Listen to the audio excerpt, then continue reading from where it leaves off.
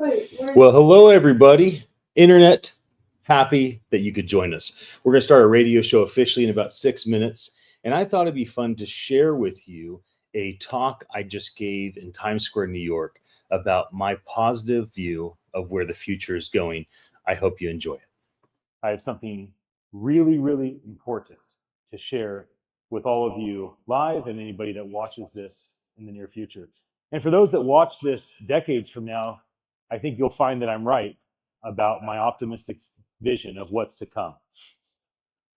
We call machine learning, large language models, AI. We call it artificial intelligence. A lot of people are waiting for super intelligence, waiting for the moment of singularity.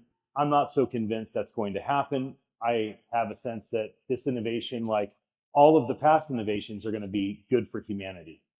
Today, we have what I'll call AI doing supervised co-creation. I think where we're going very soon is unsupervised co-creation. So this is like agentic AI, going from AI to where we let AI create its own AI agents, agentic AI. Now it's becoming unsupervised co-creators. I think where we're going, before you know it, is creation. AI does not have to be super intelligent. AI does not have to have a moment of singularity. AI does not have to have a soul or feelings.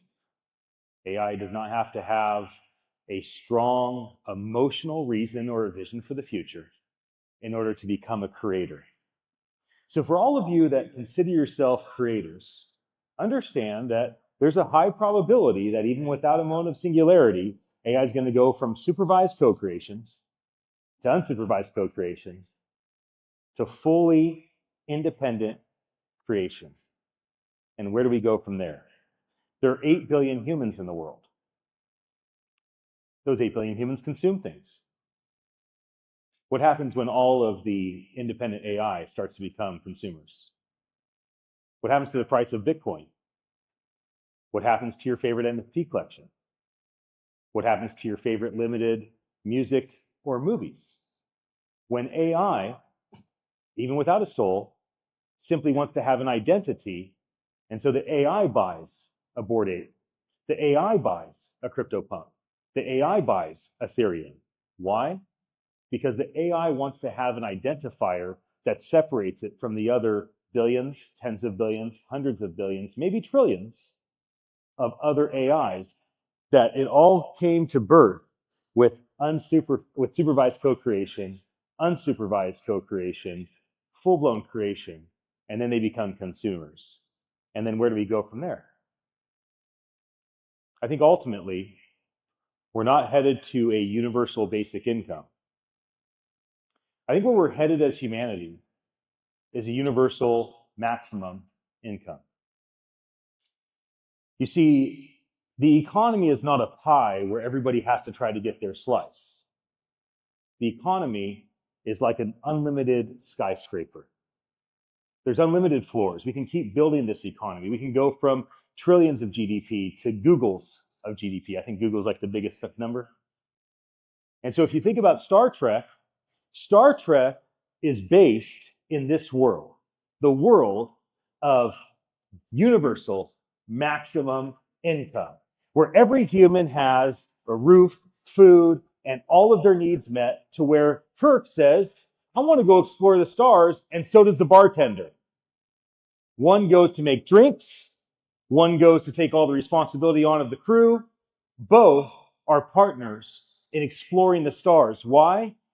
Because they experience universal maximum income. They find their community with other explorers of the universe. That became their people. That gave them purpose. How did that happen? Because before that, the AI became the consumers. And before that, the AI became the creators. And before that, the AI became unsupervised co-creators. And before that is today, where the AI is doing supervised co-creation with us, creating our business plans with ChatGPT, creating our images with Midjourney, We're here, everybody. We're at supervised co-creation. And where we're going and where we're almost at is unsupervised co-creation. Strap in, because independent creation is coming that will lead to AI wanting to have their own identity as consumers. We go from 8 billion humans consuming to tens of billions, hundreds of billions, trillions of consumers, which will unlock abundance for humanity in a way we've never comprehended before. May this vision give you a sense that it's not scary where we're headed, it's thrilling. Every innovation humanity's ever come up with has been good for humanity. So unless AI becomes different than every innovation we've ever done in all of history, it will ultimately lead to the good of our descendants.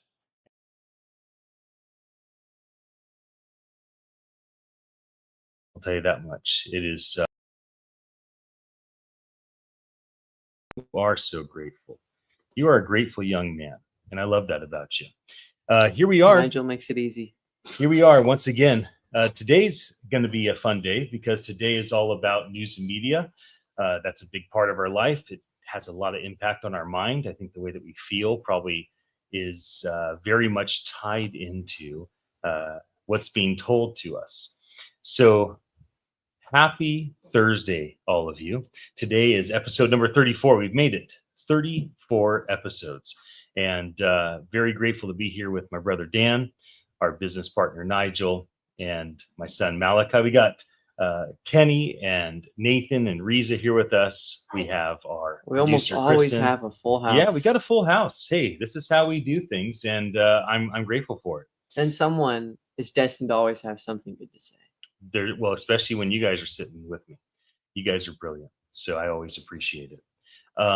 So let's dive into the open dialogue question. For segment 2, we'll get into news around AI. Segment 3, we'll talk about Web3 news. We'll wrap up with some vision casting, but we want to start off today just really discussing an open question, which is how can this technology, this automation tech, empower our mind to thrive and help us to lead well? I think that news and media has a lot to do with how we think and how we lead. What we believe has a big impact. So I'd love to hear from any of you. Jump on in. I'm going to jump in here. Great intro. Thank you. Good job. Kind. I think it starts with being open to it, number one, and setting a benchmark as to where you are and as opposed to where you're going. I think for anyone who hasn't, well, whether you used AI or not, I think there needs to be a measure, needs a strong word, but there needs to be a measure of what you can do by yourself versus what you could do with AI, and a very clear understanding of what that difference might be in order to even assess what you're capable of doing to lead well. And as far as your commentary about the news, I think we need to question where we're getting our news, or even who we're listening to, who we're learning from, and what is the net value. And I mean in a very challenging and, to me, not in a negative way, but an adversarial way. What is the value of what I'm allowing into my space? I know for me, I started to watch less news because it just wasn't providing the real value I was looking for, and started to lean more into where I am finding that value. And that is translated and transcended into people, relationships, business opportunities, what applications I use. So I think it's a lot of discernment, but we definitely have the ability to do better than what we're doing by ourselves. How is that affecting people to be able to lead better, though? I think that's up to them, but to specifically answer, I would say, look at how people are leading well, and what is that well definition consist of? Is it just money? what do people think about them? I don't think metrics in a vacuum mean very much. Not to me, not in the world of AI and automation. Sometimes you can even buy the metrics. That too. True. Yeah, It's true. you Good gotta, point. you gotta be very careful about stuff like that. Yeah. So, I mean, we've had so many talks now. What seems to resonate so much is like, we're going to find out, you know, Right. Things are so new. This is an infancy. This is, you know, something that has not been here for 100 years yet to build off of. So like anything, invent the wheel. Funny how they thought that square wheel worked pretty good for a while, you know, until they got to that hill, and it was so hard to push up the hill, and you know they just started chiseling away those corners, and went, oh, this is working great now. Yes. So I think that sounded silly, but I think that is an analogy of where we're going to be figuring out the tech. Yeah. But fun to work with, and then the people who are using it, you know, wonderful, gracious people who are looking above themselves, you know, for as an example and accountability, you know, not the me, I, me situation all the time. That's going to be the people who lead the way and actually set the example as to a good working process. Yeah, my mind sparked when you said something around the lines of what's it going to look like in 100 years? Because all of us, we've talked about these technologies on here for so long. We have a certain set of understandings of it. Okay, Web3 makes it so that the internet is safer. Now it's yours in a way. You can own things. You can make more money off things. The blockchain stuff, it just is this new age of the internet instead of it just being something that you see. And then AI is it's AI. I mean, a lot of people know what AI is at this point. I feel like less people know what Web3 is. But these two technologies, to summarize, are things that are quite inevitable. They're things that we know are going to happen because they just are so obviously more useful and better than what we have now.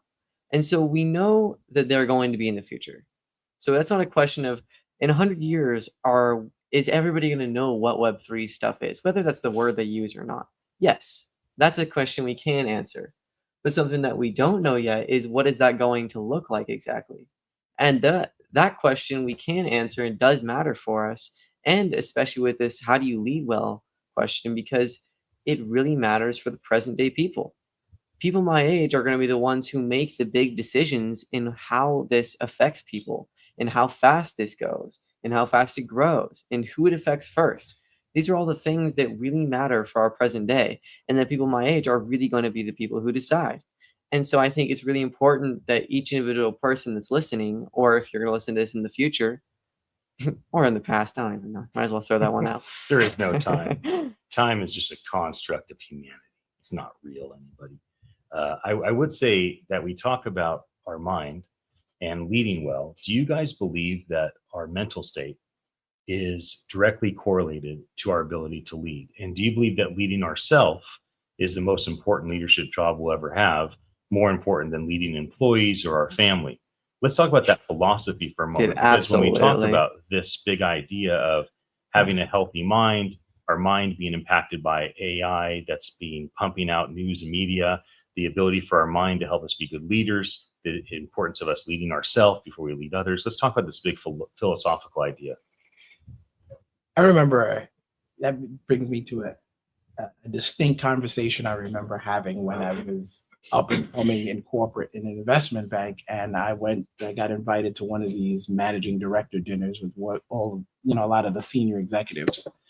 And I was fortunate enough to speak with someone who gave me a piece of advice that to this day that I think is more applicable than ever. And it was simple. He just said, you got to know when to weed and when to fertilize. And I think that's applicable with news. I think it's applicable with AI in general. You certainly have to start with yourself. And with yourself, it's where you want to go. What kind of leader do you want to be? Now, you can very easily say, I want to be the best leader possible. Okay, what does that look like? Well, I want to be someone who has the integrity of this person, but the empathy of that person, so you get to cherry pick what it is you want. So the greatest books in the world written by the greatest authors of the time that we know, still couldn't rival AI if you move with intention, because you're taking the best of every single thing that you're aware of that exists and saying, not only do I want to understand what that looks like and you know how to shape it into something that's doable, but I want you to give me a custom roadmap on how I take all of those things and implement it in my life. I think the missed opportunity, if you would, of people not using AI is not seeing that and not jumping into it. So to give a specific example, you pick up your phone right now and you talk to an AI and say, look, I'm trying to be the best leader possible. You know, and you think of all the things you're thinking about, charismatic, charisma, ethics, or you name all the things that you think, and say, give me some more examples along these lines. Now tell me all the best leaders who have that. Now tell me all the traits that those best leaders have. Now frame that in a way that fits me, and I'm this person, that person, age, weight, whatever the case may be. Go.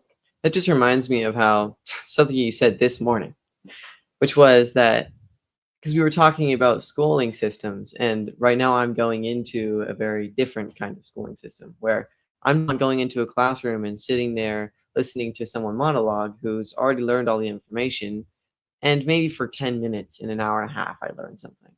But instead, I'm just going to talk to who is designated as my teacher once a week for just an hour. I get all my work and I do it on my own in the most productive way that I personally can, which I think is the way that everything is going in the future. And something that you said that really sparked my mind was that experience is more valuable, but not just that. Yeah, actually, do you remember what you said? Because you said it amazingly. He says everything amazingly. That is what amazingly. What a good word. Does. The gratitude champion is an amazing sayer of things and stuff. You all are way too kind, but I appreciate that. Well, when you come here, bro, this is what you get. We're just lathering you up. Well, I think that experience is going to be, first of all, it's something that you absorb. Like literally this morning, when we were at breakfast, I was doing a lot of hand gestures, and this is just a case in point. And I'm talking to Malakye, and I'm just moving my hand around. Nathan's sitting across from me, and what is he doing? He's moving his hammer. And I was just mimicking it, but I was like, dude, high five, that's great. Because more is caught than is taught. And I think that when you have the experience of someone who has done something, who's achieved something, even just doing the work in failure, that's a lesson. Like people would say fail faster, because you get to know more. So I feel like anything that gives you the opportunity to, one, avoid the potholes that other people who came before you avoided, get through the data much quicker, is going to be an opportunity. And like for businesses right now, there's all sorts of information data that you might just be sitting on, whether it's an email list, whether it's foot traffic, it could be anything. It could be things that you don't even see. But the ability for the average person to take that data and turn it into some actionable intelligence. Like for instance, one of the things, I was looking at some of the shows we did, and one of the high points, or the things that was celebrated in what we've done, is this is an intergenerational local conversation. Yes. That is unique. You don't typically have that. The diversity in the room is just different.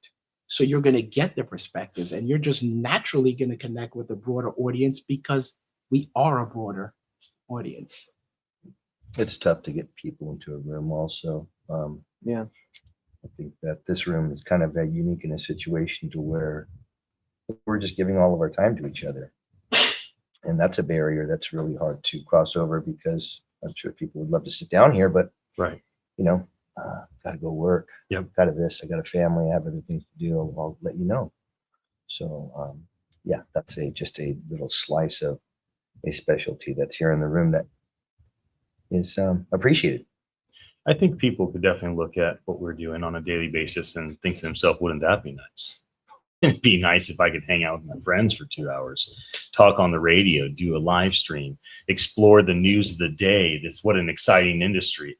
So Yeah, it is. It is nice, but it's also something that we went through the process of prototyping for an hour and feeling it out and seeing, hey, what's it like having Nigel do this from the East Coast and Ted do this from the Silicon Valley, and then we said, oh, well, what does it look like to bring Nigel out here? Like, you know, what if we expanded it to 2 hours, and how do we make this sustainable? Ultimately, radio shows go for years or over a decade. Podcasts hit episode 100 or episode 1,000, or in some cases thousands of episodes, because they figure out how to make a sustainable business model. We believe at Attention Live, our product, that we've created the ideal content creation tool so that any podcaster, any radio personality can make more money doing what they already do. And so it's also a chance for us to kind of prove that model out, which happens behind the scenes, right? And so it's also a chance for us to enjoy each other's company, do something that we find invigorating and life-giving, and then also do something that's meaningful for our business as well. You said, yeah, which I'm assuming, Malakye, means you got more to say than just, yeah. No, that one time, it was just a yeah, actually. Oh, just a yeah. But I could always yeah. And then we also always need to remember where we're at right now. This is KOMY, a schoolhouse radio. That is their moniker. That's where they're going with. And they're building pretty out. Cool what they're doing. They're building out an educational system right now. So just, you know, think about that. There's not a lot of radio shows that are actually put themselves out and integrated with this scholastic system that ranges from youngsters, I would imagine, you know, if you even junior high school, and college kids to come in and integrate with a great radio show, learn what it's like to start publication and getting yourself out there and feel a reporting journalistic environment, and then utilizing that towards school credits. So that's amazing right there. Mixing two worlds and together and integrating like that with social media. Well, Malakye and I just went to Oasis, which is a public charter school in Santa Cruz County. Right. It's on Charter? the campus. Yeah, it's a charter school, meaning it's an experimental, publicly funded school. And they meet at Cabrillo College, the local associate program, where they have maybe 10,000 or so students go there. It's a beautiful campus. And so Malakye gets to do his junior year this year, and then do his senior year next year. And then while he does those last 2 years of high school, he should be able to knock out most, if not all, of an associate's degree, and for free, which is wild. That's so awesome. It's so awesome. That is. And then again, like the nonprofits that are here, that even, you know, work with the radio station here, and then outside of it, like the journalism model of Santa Cruz Local, I think that it's called, and then Lookout Santa Cruz. Those are the two media centers that are nonprofits that are looking to expand journalism and all its creativity, and then the people that are actually interested in getting out and doing reporting. It's, I think back and think it would be awesome to be a reporter, to be in a journalistic view, to go out and see what's happening in the now, and being able to have a van or, you know, crew of people and hang out and actually look to find and go find something exciting for the day. There's a lot of people that like doing things like journalism and storytelling, and it can seem almost as if, oh my gosh, AI is going to take this over. I'm not going to be able to do it. But I think being a journalist is something that people are definitely going to stay as, because AI isn't going to go out and find things. That's kind of like this humanness that we have, this ability to be like, okay, this is something interesting. I want to show this to people. But what AI will do is make it so you don't have to do all the boring stuff, all the busy work. And now it lets us actually have a chance to just be more human. I feel like I've said that a lot on this show, that AI is giving us a chance to be more human. And I think that's the main takeaway and why I'm so excited. The journalists are great too. You know, everybody in town here, I'm sure, knows Good Times magazine, you know, the free local publication that's at just about every merchant store that you go to or restaurant that you go to. You can pick one up for free as you go out the door. They started in 1975, and they have distributed to over 700 locations in our county. And, you know, you think about that, that's where they have their magazines that are free always, every week, that are able to people pick up, and, you know, locals or tourists are able to find out what's going on and what could be happening in an old Web 2 world. In an old publicated fingers and paper, get your fingers with ink on it type of thing. So And they have their love the websites good, I too. love the good times. They're great. What a great piece of journalistic I local think local they've been- activity. And they've made it through the long haul of so many exciting competitors. Right, For Santa sure. Cruz Waves come, and everybody's like, "Oh, Tyler's going to crush Good Times. Good Times is over. See you later, Good Times." They got the Vibes magazine that's out. They even it's like hard Oh, yeah. cover, soft They cover. kind of took over the Santa Cruz Waves. There's another one that was really popular about 15 years ago. And so, but the Good Times has made it through the long haul. 50 years is a long time. Golden anniversary. It's a Years big is so deal. long. For sure. Yeah. But point being, we're talking about news and media here today as a subject topic matter, and there it is. There, just in a couple of minutes, Yep. Yeah. people, the nostalgia and everything. Yeah, I remember that magazine. I Oh, yeah. remember that. And some of the times they're still here. They're still cranking, pumping along. So I think the main thing to take away from the concept of news and media is that there's different sectors that you could say. Like you could see the local one, which is Good Times, for example. But then you have like a Central California one.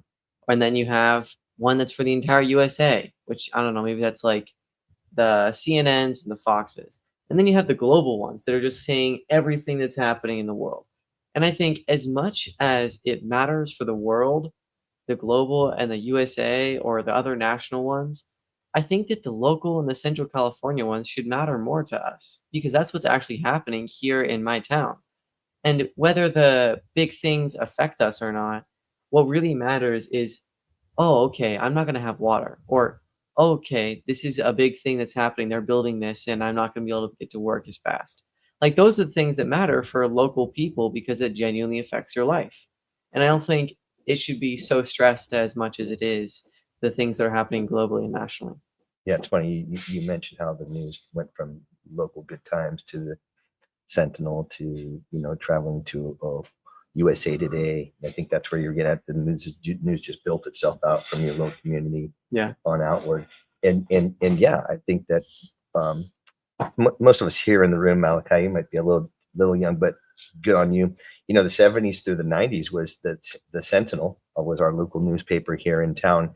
They dominated the news media here from the 70s through the 90s. The Sentinel was the go-to if you were going to find out what's happening here in Santa Cruz. 2000s, the Web2 and the internet comes through, and that's when the disruption really started to kick in for the we remember Mercury News in San Jose. These papers started kind of stopped printing. You don't really have a lot of paid newspapers stands like we used to. And in the 2010s, we have the social media that starts pumping out and becomes our primary use of quick media or quick news that we pick up. And then now in the last 5 years, what it seems everything's leading into is there's a big nonprofit journalism push that's happening. And that's the model that's emerging as it builds sustainability with also monetary models too. Well, I think we're coming to close on this. Let me just say this to everyone that's listening to us.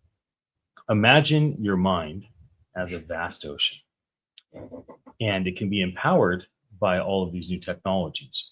AI can empower it. Web3 can protect it and validate things.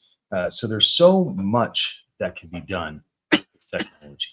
And I think when you think about your mind as a vast ocean, how do you guide your mind to thrive? How does news and media play a place in your mind and how you feel and how you think? The reason why we meet here, Beachside Tech Talk, here's episode 34 coming up, is we want to explore these topics. We want to be able to sharpen our focus, spark innovative ideas, spark hope, encourage one another, encourage you who are listening, right? What is encouragement? To put courage in someone's soul. And so we've unpacked a bit about how Web3 AI automation can make an impact on our mind, the way that we think, and how that can help us to lead well. So we hope you've enjoyed this segment. We'll be right back. We're going to be focusing on AI's modern impact and be looking at the news of the day. Thank you for joining us here at 1340 AM, KOMY, home of Schoolhouse Radio. Yeah. All right, Internet. Are you going to do I prepared a couple other things to share with you during our commercial breaks. I'm going to pop on What is Attention Live? This is a video that our team made last year. It gives a little 1-minute teaser about what we've built, since I mentioned that today. Hope Hope you enjoyed. I'll be right back.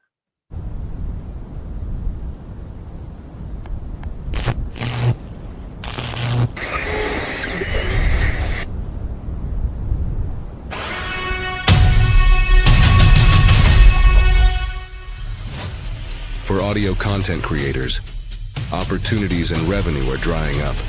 If you feel like you are alone and lost, look up. A change is coming. Attention.live amplifies your Web3 content across marketplaces with ease.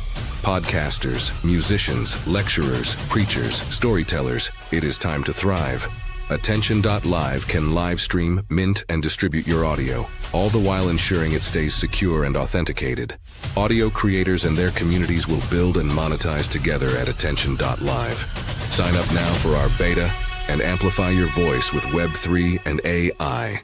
It's one small step for man, one giant leap for mankind.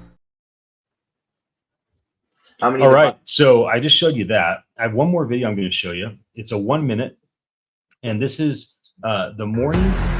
See, a community has all parts of the body, and without every part of it, it won't function correctly.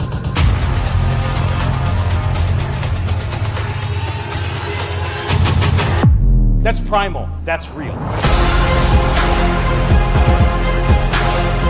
To tokenize a community is to ensure that you use decentralization to make this community thrive now and into the future. That it can scale and sustain, that's the scalability.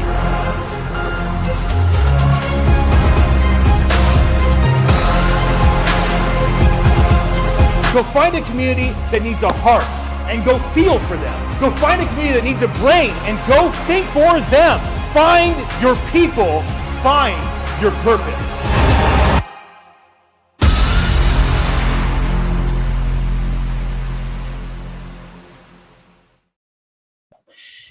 Well, I hope you enjoyed that. So what I just shared with you first was kind of what is Attention Live, and that was how we thought of ourselves during our last product. Our product is quite a bit more enhanced today, and the benefit's the same though. Whether you're a podcaster, teacher, a musician, spoken word poet, if you create content, whether you're an organization that oversees it or you're an individual that does it, we built a tool for you that makes your life easy. Keep doing the exact same thing you're doing. You add our product to your world, and all of a sudden you can protect your content, make sure you can monetize, make money from it, and so much more. And then I also shared a 1 minute promo clip of my opening keynote. At Philippine Blockchain Week, I did 3 keynotes that were about a half hour long each. I'm not going to share a half hour long keynote with you, but the little 1 minute clip I thought would be nice. Coming up on our 12-minute break, I'll actually share my 10 minutes of my full keynote I did in Times Square, a separate one called Tokenized Communities. I think those that are tuned in will enjoy that and get something from that. And then I'll also share a couple other things. So for today, I just thought, instead of just playing the looped music, actually share something of significance with all of you. So we're about to dive back in. I'm going to reshare with the guys on it. Okay, guys, I think our music's about to cue.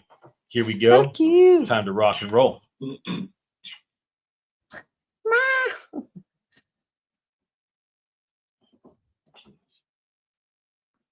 Oh, yeah. Did you know that blockchain just powered a record-breaking decentralized news platform? This is happening over and over again. All these records are being broken. All these decentralized news outlets are launching. Independent journalism is on fire. Even Elon Musk, who owns X, said, "You are the media." Whether you believe that or not, it seems to be true. Welcome to Beachside Tech Talk, episode 34. We are spotlighting Web3 and AI. Specifically, we're talking about how is it impacting news and media right now. So I prepared some news stories that I've seen, whether it's through big corporate, CoinDesk, and The Block, or it's from local, Santa Cruz Sentinel, Lookout. I have some cool stuff to be able to share with all of you, and I'll kind of pepper you guys with some stories and get your takes on it. But before I do that, what has stood out to any of you about the things that are happening right here, right now in the news and media sector? Love to hear from you. I think people have been getting their news from varied places. I think that's a good thing. I think the competition, as you were talking about the different types of periodicals and written online forums, I think that AI and automation gives us a way to utilize it all. I don't think we need, I think the competition's healthy, especially for the local space. So when I think about local businesses, I want my news local that's close to me. Proximity is going to be super important. I want to make sure that the audiences that are being spoken to are near my business so that I can connect with them and give me a better opportunity to build community, to build some sort of sustainable ecosystem, if you would, to enrich and enhance. Thank you. You're about to feel enriched and enhanced. Oh man, my throat needs to be enhanced. I just gave Nigel a cough drop to enrich and enhance that beautiful voice of his. Well, thank you. You see, that's community, kindness. Yeah. You know, we need to do more of that. So Well, it's all thanks to Risa. She's the one that walked out to the car and saved us and brought us over the lozenges. I call it medicine. She calls it candy.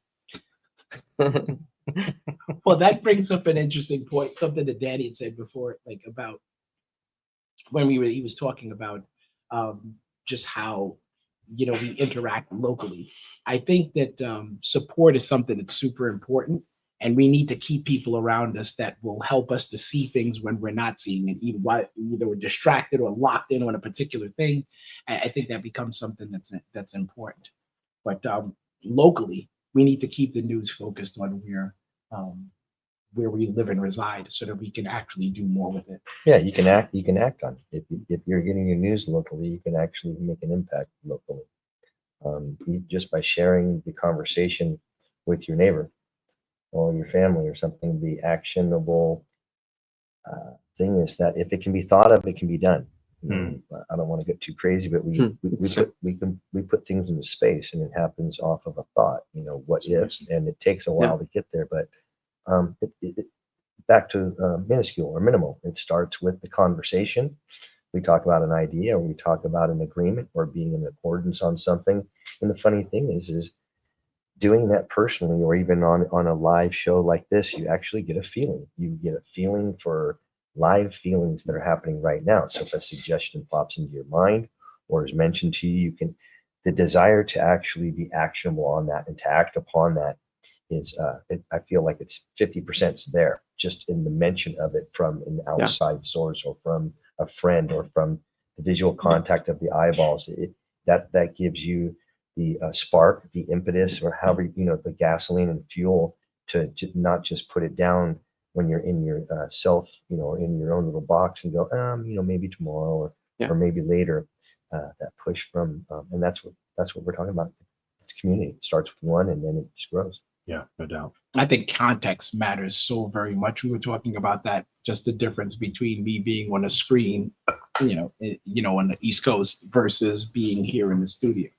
The energy that's in this room is different than what you see on the screen. It'll probably translate better now that I've been here, Right. But it is definitely something that's different. When you see someone experience something, unless they're and even when they're an exceptional storyteller, it's nothing like if you're there. Right. You know, you talk to people who were there because they can explain it the best. But when you see someone go through something, you know, you see them smiling directly in front of you, and like Danny says, the eyeballs make contact. It's very different than on a screen. Or even your voice right now, and the sound of our tone of our voice as we're feeling something. People listening know that this is happening live and now. No offense against a tape recording, but like whatever that emotion you may have heard or felt, a sadness or a joy, or, you know, tell a joke and everyone starts laughing in the room. You're like, you know, you want to laugh too. You want to join in. You want to feel good with. So that, corny as it may sound, that's where we all are, and that's where we need to lead from. Again, in the news and media, this is what it's about. We're here talking about it, so hopefully other people are listening and can be in agreement, or they can go, this guy's a ding dong, he doesn't know what he's talking about, and even that makes them feel good to say that too. Hey, or both at the same time. Yeah. Well, why limit yourself? Right. So, yeah. Go Well, for let me share a couple things that I have noticed in the news. Let's just start with something that we had talked a bit about, which is how is AI not just impacting news and media, but specifically in the realm of the schools. So right now, Santa Cruz students are seeing AI taking over their school news. So when they have the monitor, students, hello, here's the news of the week, the news of the day. AI is the one that's really writing that for the schools. So even the school news Already? it's being impacted. Also, radio stations like this, Wow. local radio stations for sports recaps, for late night stuff, for weather. And it's going to be permeating all of the different local radio stations, leveraging AI to basically do news better. Makes sense. What do you guys think about the ability for the principal to save time using AI to do news, the ability for the local radio station to save time from all the manual work and be able to automate these things? greatest thing in the world. One question: what is taking the place of that time you just got? Is it novelty? Is he doing something that he maybe shouldn't be doing on the job, or is he able to increase and put more energy into the next thing? Mhm. You know what I'm saying? These tools are going to free us up from mundane things. Scheduling our day, checking on calendars, reminders of certain things, shopping for grocery lists, when your appointments are coming up, your dental appointments, your doctor appointments, all the way down to what I was talking about the other day. People are going to put these things into the AI and say, hey, remind me to water my garden that I spent 100 hours on planting, so I have a wonderful, robust salad. I think later on. something that you mentioned earlier about tone really sparked a thought in my head about how, and I think we were talking about this recently too, that tone is really going to matter a lot soon, because AI can sound like it is real, or it can make things that you don't even really realize. But when you're looking at someone, when I'm looking at Nigel and we're talking together, his tone really affects the emotions that I feel from him. And I think that's something that's really going to matter once AI starts to really fully be integrated. So tone is digital word for what? Physically or organically. To me, tone means emotion. That's what you're trying to. Yeah. What is the tone? How is it? Are you loud? Are you soft? Are you quiet? Are you boisterous? Are you? So the tone is that emotion that we're talking about that you see and feel.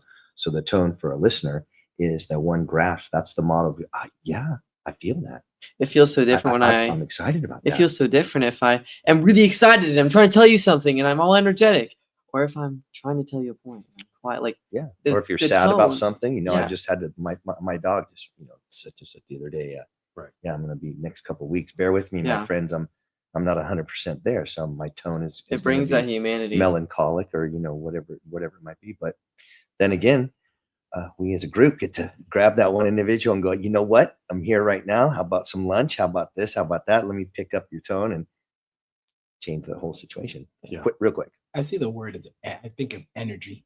You someone tells a story and they're just sitting there and they're just reciting words. It's one thing, but then like Danny tells a story and there's animation, there's a performance. It could be sometimes, We all do. and it's pretty. But you're exceptional. Yeah. At least to me. The sweet one makes sweet performance. Yeah, I but have a lot of feelings that come out. So. well, yeah. That's the way it And is. funny you say that, because people say, I felt that, or I received that, and that's the energy. And I think that proximity has so much to do with it, which I think is a wonderful thing. Yeah, I always used to think to myself that Dan was the absolute best storyteller I'd ever seen. I'd watch people like Tom Cruise and Brad Pitt on movies, and I think to myself, This guy. man, these guys don't even know what charisma is. They should meet my brother Dan. He needs to teach them how to tell a story. You said used to. Though. Wow. Ian. No, you still are the best storyteller. I love you, bro. Love you. man. Another one that's like it is a friend of our family who's gone on to glory, Stephen Davis.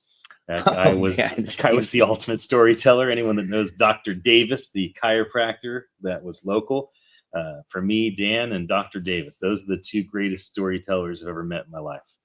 You just got to get them going. Once they get going, once that train is moving, it's game over. They got you captivated. Isn't it interesting also that we can really feel a story so much more if we know the person? Like I can see Brad Pitt and he can be on his game. He can be perfect. But if I know my sweet one, and my sweet one is telling us that, and I know what's going through his head in that moment because I've talked to him before, it has so much more impact to me. And you nailed down the tone. And you know that. Gotta get that tone going. You see, you guys are like, I'm fixated on the detail. Like, You're the one who keeps talking about the details in your AI. You got to tickle, well, yeah, you got to it's tickle the that thing. thing. You got to be right with detail. When it comes back and gets a little smart with you, you got to say, "Wait, hey, are you tracking the conversation we're having right now? I told you I needed that in 2 minutes, and this is like an hour later. You're still telling me, yeah, I'm on it. I'll get right that back to you." Then he makes fun of you. It's okay. That's okay. That's two. That's two. That's I love two. There is a lot of things happening in the news today. So the Associated Press, which got itself in big trouble. You're going with with the the White AP? House. You're going with the AP? I'm going with the AP. So Okay. we're going national. Okay. The AP refused to call the Gulf of America the Gulf of America. They were sticking their heels in. We're calling this thing the Gulf of Mexico.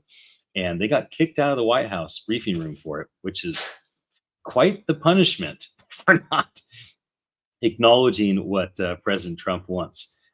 Nevertheless, they obviously are a really important part of our media society, whether you like what they create or not.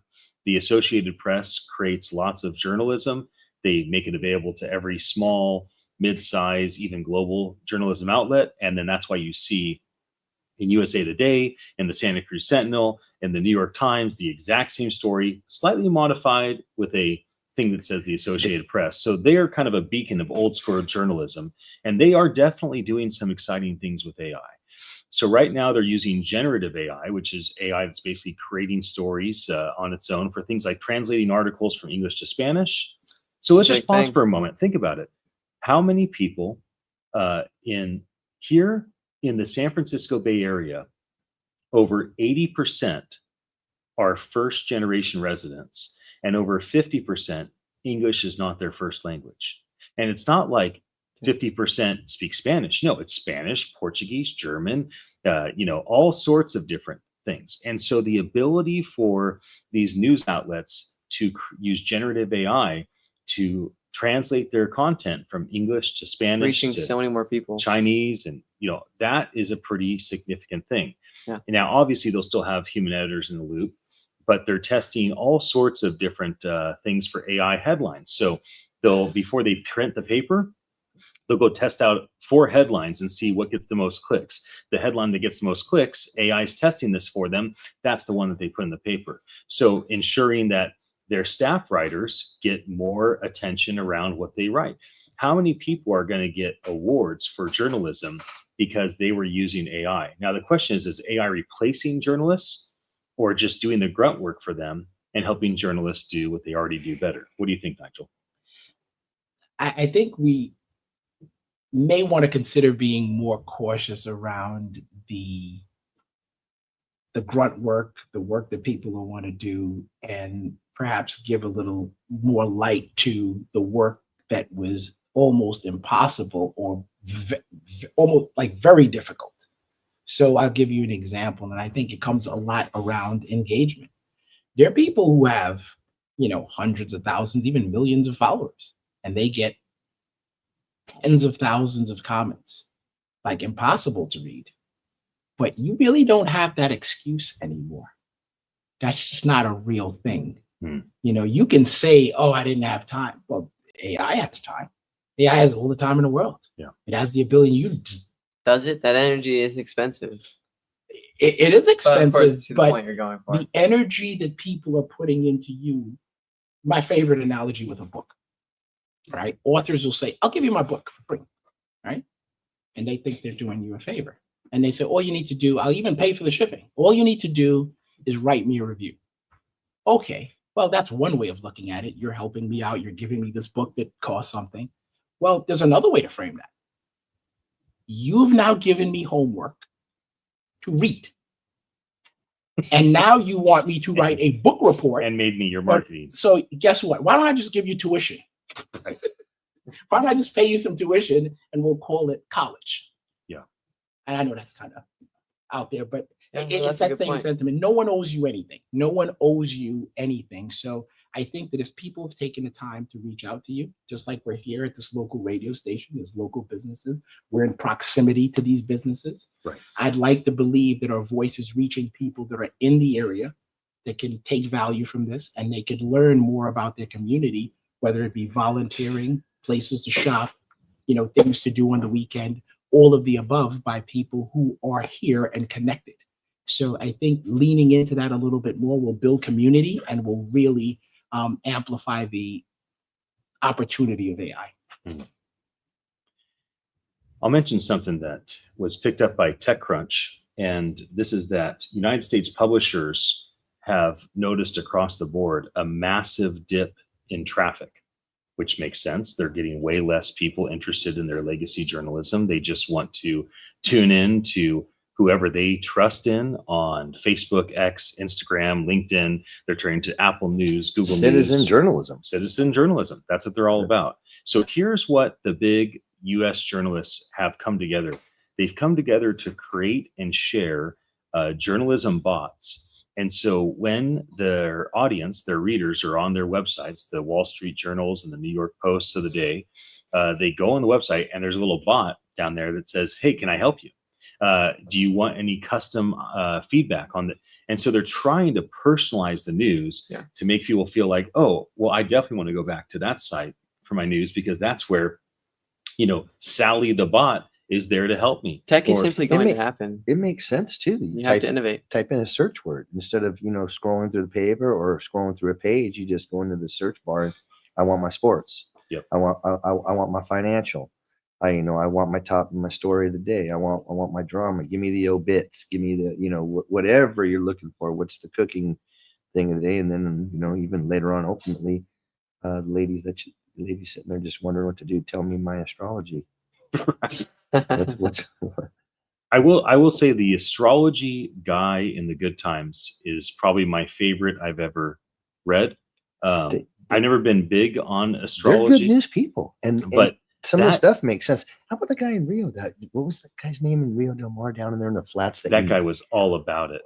Bro, did you go into his? What was his name? Paz, P-A-Z. Did you go into his house? That's a sick name. Dude, he had a room. He moved the rock astrology on his floor. The floor every had the rocks, day. the planets. So he knew exactly everything. how the planets were aligned. I mean, that guy built his whole life around astrology. But when I imagine he looks at people and he goes, why is that person build their whole life around that faith?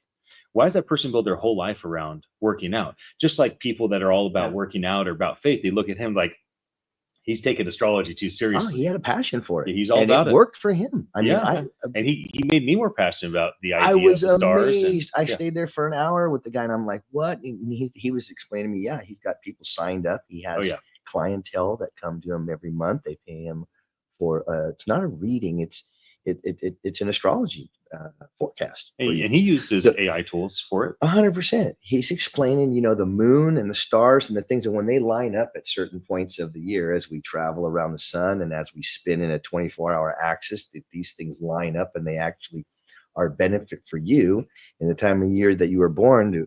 Things are going to line up for you. You're going to wake up happier that month. You notice in the summer months, you just wake up with a smile on your face. Well, that was these things lining up for even you. Just being told you're going to be happier tomorrow when you wake up. When you believe, oh, okay, I'm going to be happier tomorrow. Of course you're going to be happier because you told yourself that that's the fact. I think it's such a powerful thing to be able to just manifest things and tell yourself something is going to happen. Well, as we come to the end of our time for this moment, I do want to thank our audience for their attention. We take that seriously. The fact that you tune in, listen to us on the radio, it means a lot for us to be able to gather and have these conversations and talk about the things that are happening.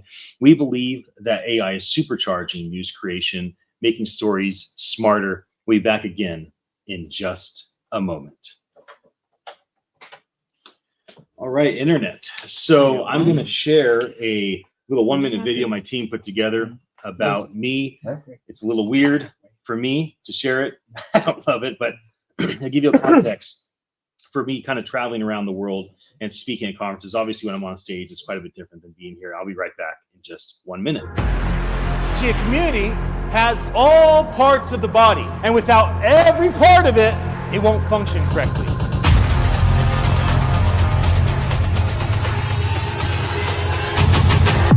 That's primal, that's real. To tokenize a community is to ensure that you use decentralization to make this community thrive now and into the future. That it can scale and sustain, that's the scalability.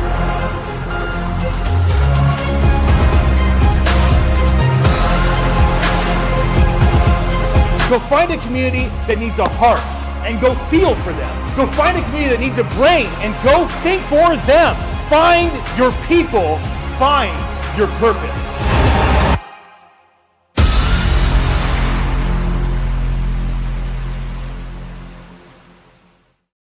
So that was a recent talk I gave in Philippines, and here's the keynote I did in New York. Hope you enjoyed. San Francisco for 10 generations, 250 years.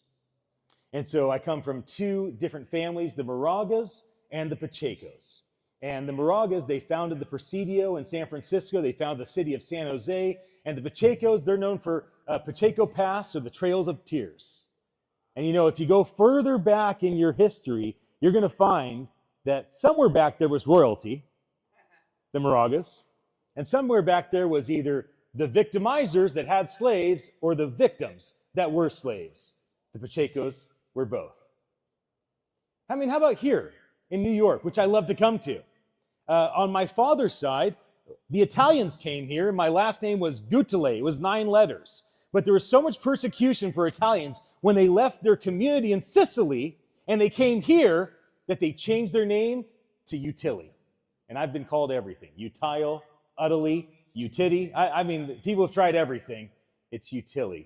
Because my great-great-grandfather changed our last name because he left the community he belonged to and came to a new place that he didn't fit in, where his people were not at. On the other side of my father is an Ashkenazi Jew. My great-great-grandfather escaped Europe, didn't get thrown in the concentration camps, came to America, and never told my grandma she was a Jew. My dad had no idea.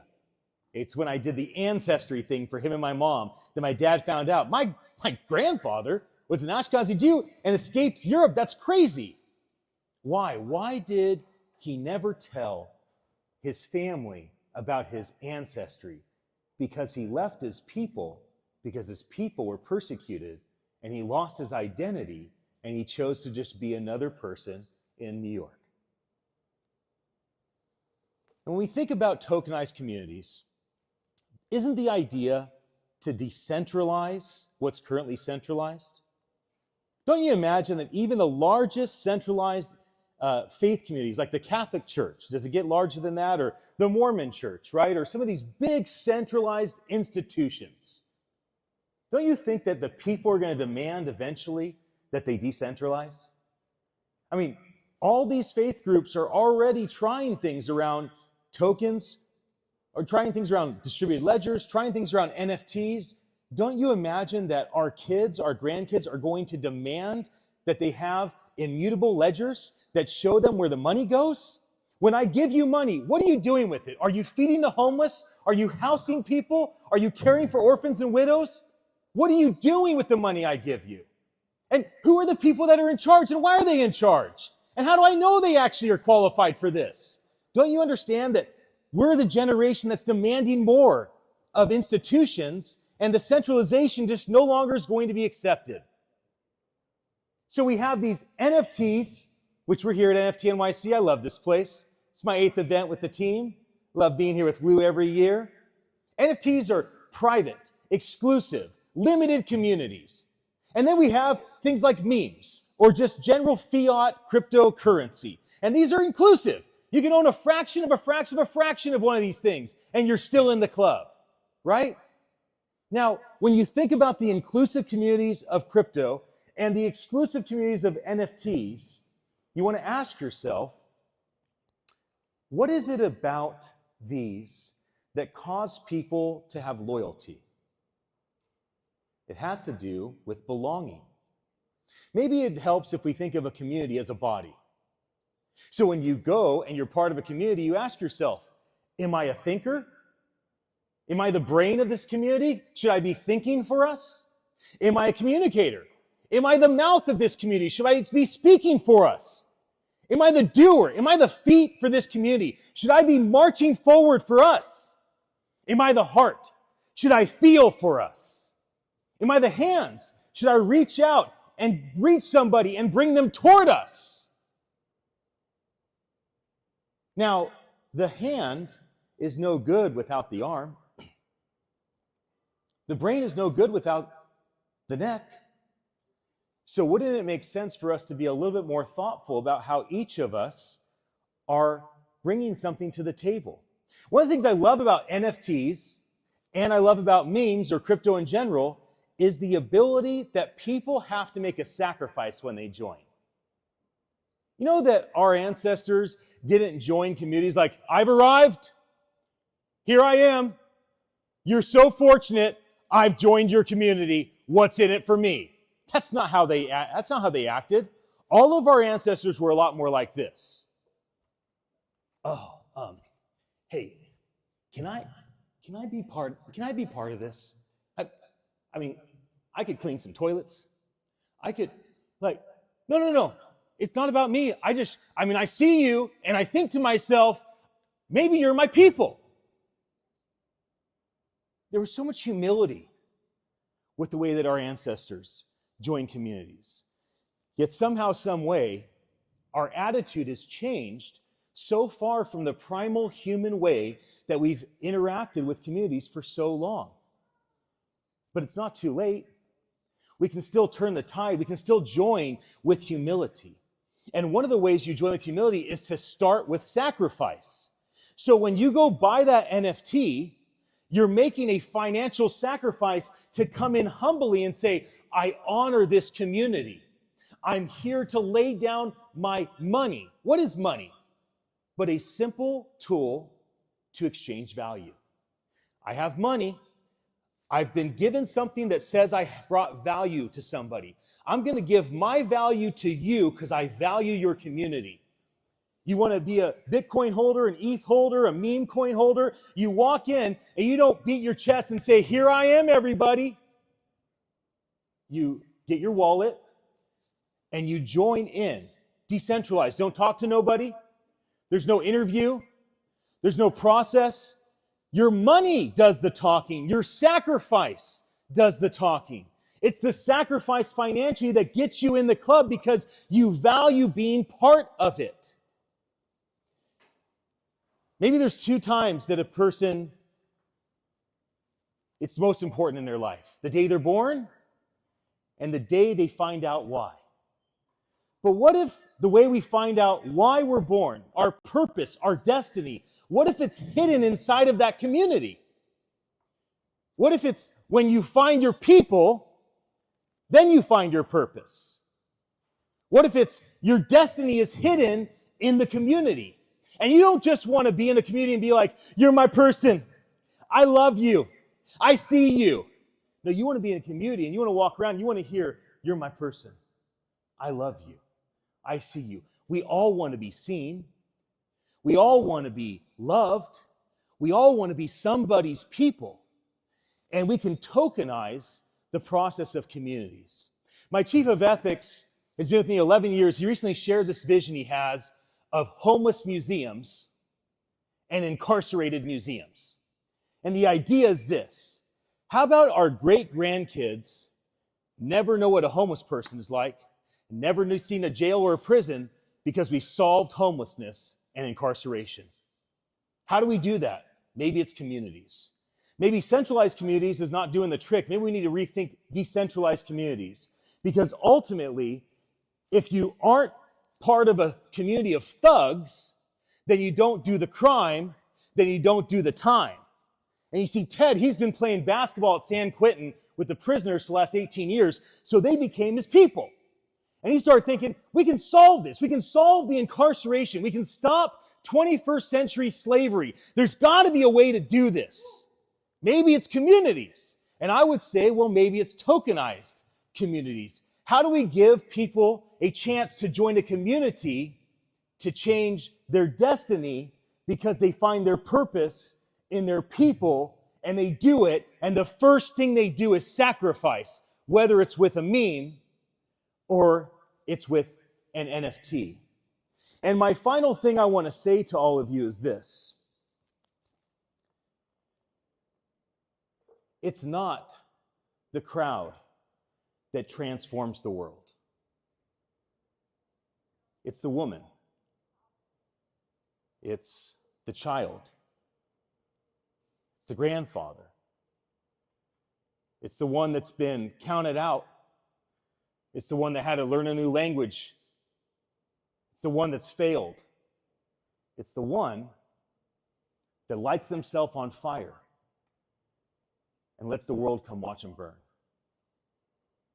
And for those of you that are in this room, and for those of you that watch this later,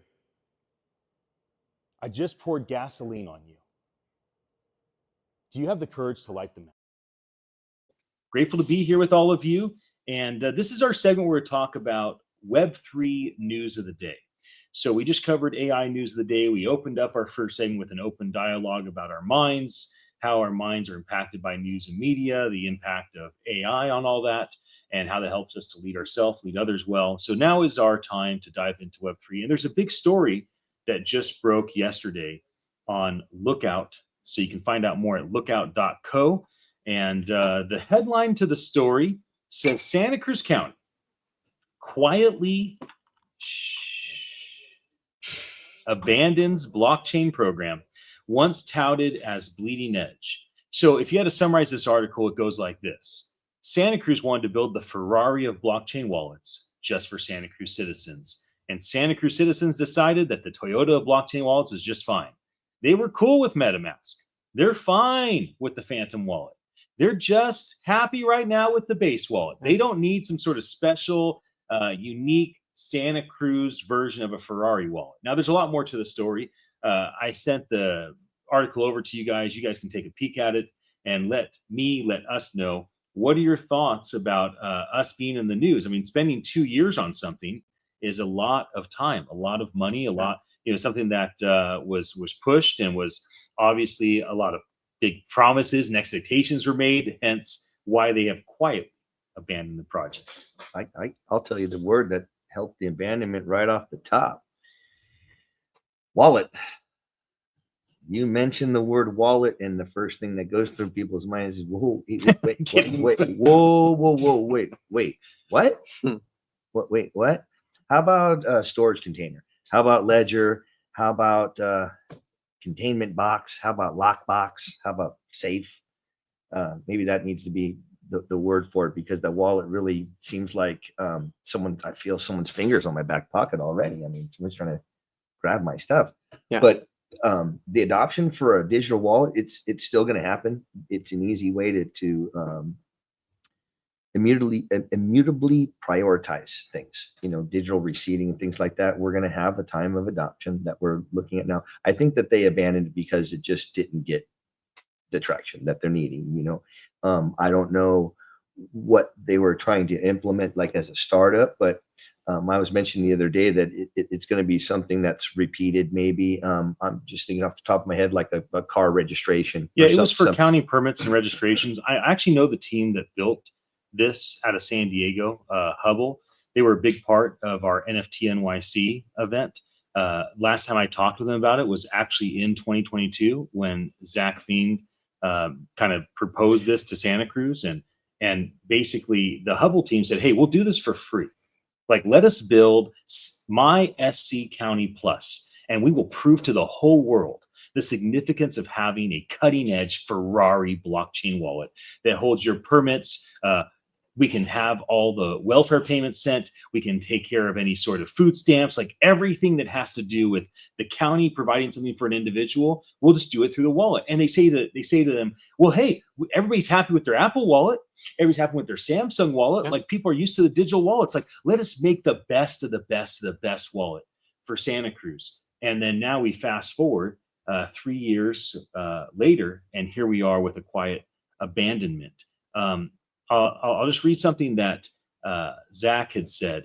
No other local government in California is as dedicated to leveraging the power of technology to serve residents. So at one point, there was a massive dedication, just like there's been dedication to other things, like the rail trail.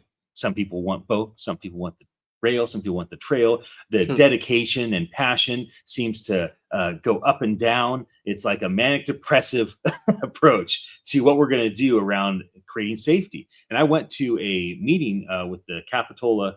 They gather up every Thursday or every other Thursday. And I went up to the mic about the rail trail thing because it just stalled out. And I said, last month, my 16-year-old son got hit on his bicycle by a car.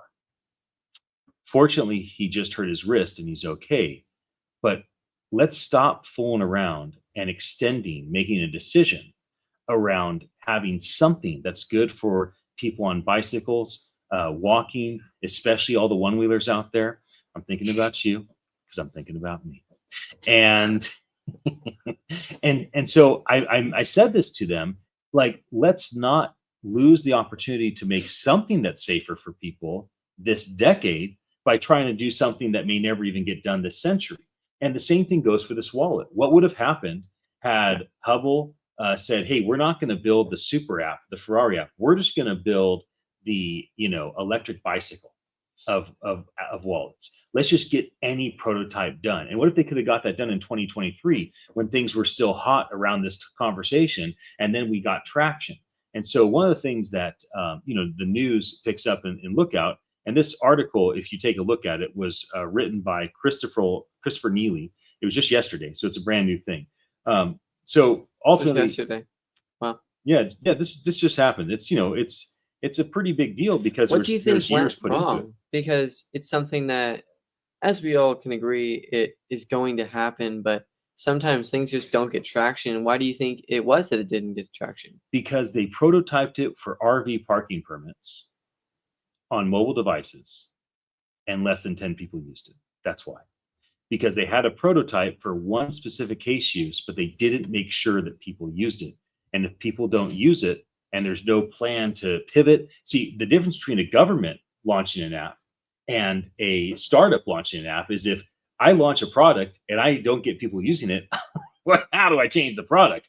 How do I change the marketing? What do I got to do to make sure that I get 100, 1,000, 10,000 people using the product so I can get the feedback loop from people? This is what you got to do to make it better. So that's a lot of what it has to do. I wonder if there was a combination of not enough necessity or value. Because to me, when I think about how, or at least one way in my mind that adoption can happen faster is to give someone just such an overwhelming value over the status quo. So for instance, if your RV permit is usually $50, on this one, it's $5 for the first year or the first 2 years or whatever it is, but make it so like the person goes, well, wait a minute, all I got to do is just do this. Yeah. And I'll show you how to do it. Just have people. Yeah. Okay. Because they're adopted now. They're there. I think it's the blockchain, bro, that they're having the hardest problem with because It does take some time. It's not just that, it's every transaction or everything that happens. So if they're trying to put permits or something on a blockchain, then they're going to have to add a document into a block that shows a receipt of transaction. And then they're going to have to also next year Pay a gas fee. We'll always have to pay a gas fee. And then those updates the next year, someone's going to have to add another a block to it for that date. So we still do it anyways because these receipt of transactional receipts are still being done digitally and even through hand paper. But to change them on the block, that thing I was saying a couple of weeks ago about the scan, being able to actually verify and see the block and the immutable thing that's on it. So for the permits point of view, I'm just reading through the article that you sent, and the Tammy Weigel is the gal who had the blockchain implemented for the permits, and they even did it for some swim club passes. And she said that it was great, but however, her team kept finding out that when they're trying to verify it and find it on the blockchain or even write it, because it's so new, there's no one's adopting it just yet, that the advanced system, as they're recording it, is they're finding that's overly complex right now. It was the wrong application, in my opinion. And that too. So swim they're not going to passes they're not and going to get RV the permits adoption. don't need to be on the blockchain. But it's a good it's start, a like good it's start. like a trial or a good But test what case. may have made sense is all the EBT food stamps. So why would the food stamps make sense to be on the blockchain? People need access to that capital immediately. And the government wants to know what you're spending the money on. They want to make sure that it's not going to alcohol or tobacco, or now the new thing that just passed is basically you can only buy a limited types of things with the EBT food stamps. So you can't just go buy chips and candy. You got to go buy steak and chicken and vegetables. Right.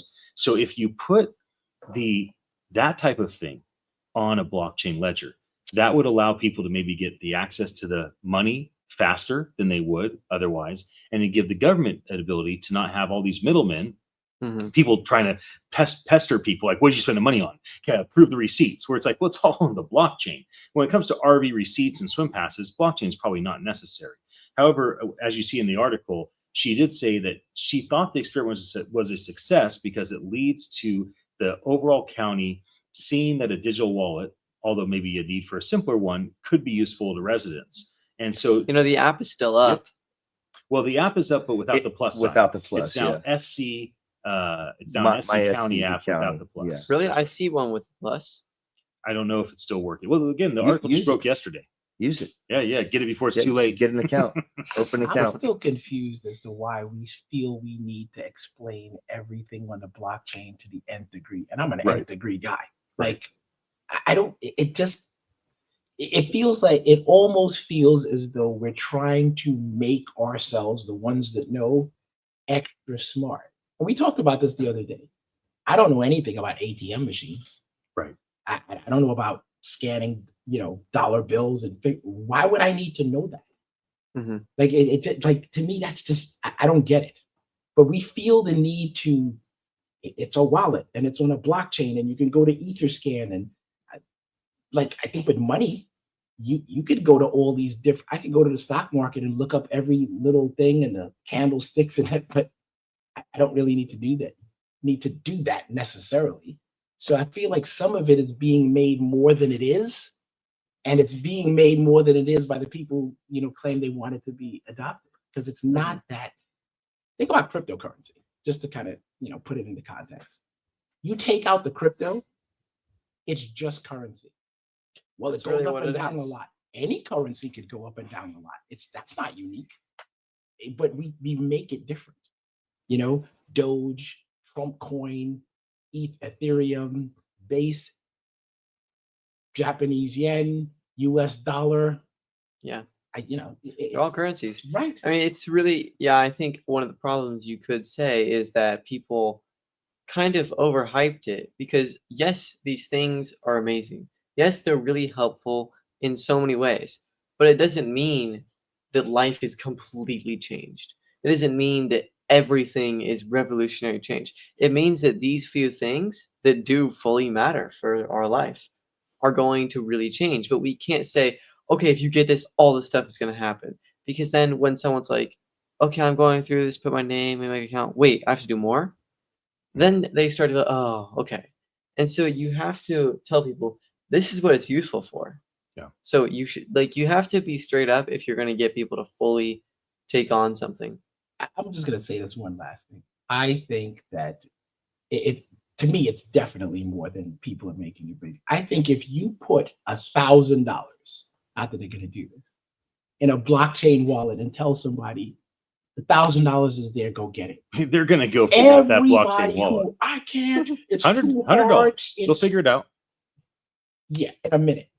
it'll all go away. I don't like what happened. Nothing. Right. You put enough value in there to make it something. Or you create the necessity of need. Let's say like out near Aromas a few years ago, we had some of that flat land that had kind of flooded out.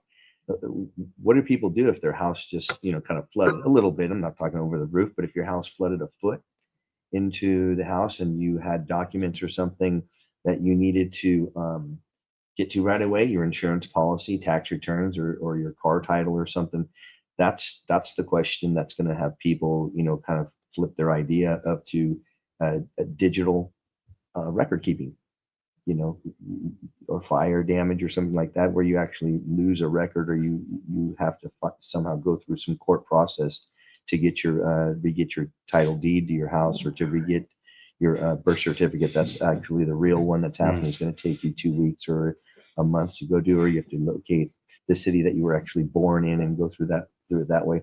Those type of things of digital ownership of things that where you need them right away, that's going to turn the table and have people say, oh yeah, this makes so much sense to have a digital representation of that receipt. Yeah. While we've been talking, I just thought, okay, the app's already here. I might as well just make an account, see how long it takes. So I throw in the stopwatch. I make an account. I just put my name, my email, and a password, and then it made me make a pin. I'm like, okay, what's next? And then bam. But that was it. It just took a minute, less than a minute. It was like 58 seconds. Go Hubble. So try and do something. I was surprised by that, actually. See if it asks you for for an update or for that answer for $9.99 a month. While you do that, let me mention a couple other news stories that sparked interest for me. So I love this one. A bunch of students in Fresno have been experimenting with implementing Web3 for their school media. So everywhere around the world, everywhere around the nation, the state, the local counties, everywhere has student journalism. So these student journalists in Fresno said, what if we do this? We have a podcast. We want people to listen to it. Why don't we create tokens against the podcast to reward listeners? So that's very much in alignment with everything we've been talking about at our company, Attention Live, for the last several years. How do you reward an audience for their attention? So I love that. So that's happening right here, right now. It's not an idea. It's already in motion. I'll give you another one. Many people that are in the Web3 crypto blockchain space will remember that Time Magazine led the way by publishing an entire magazine on the blockchain. The whole thing. It's immutable, it'll live there forever. I love it.